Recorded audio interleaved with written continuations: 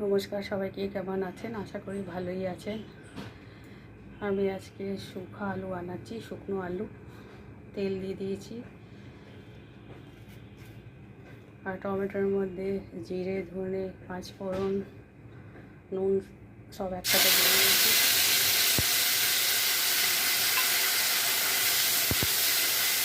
আদা দিয়ে দিয়েছি, শুধু টমেটো আর ধনে জিরে দিয়ে বানাচ্ছি। খুব ভালো হয় এটা খেতে।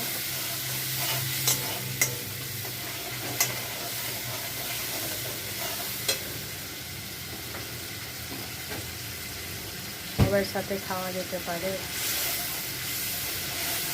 রুটি, পরোটা, লুচি। তো বাচ্চাদের আলু তো এমনিতেই ভালো লাগে, তো মন দিয়ে খেয়ে নেয় ওরা। অন্য তরকারি তো খেতেও চায় না।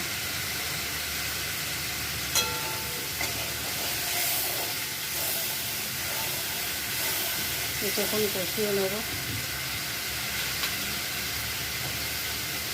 আলুটা সেদ্ধ করে রেখেছি, দিয়ে দেবো।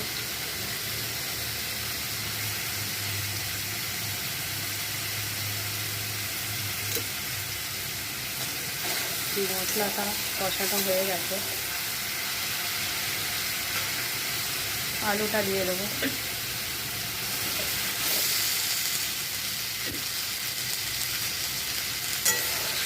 এবার এটা মিশিয়ে নেব।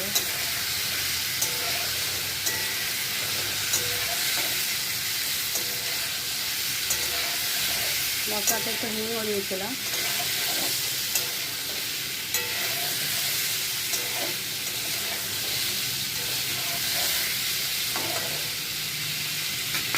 আলু শুকনো আলু হয়ে গেছে।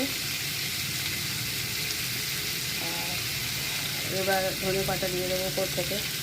এইভাবে একবার বানিয়ে দেবে, খুবই ভালো লাগে খেতে।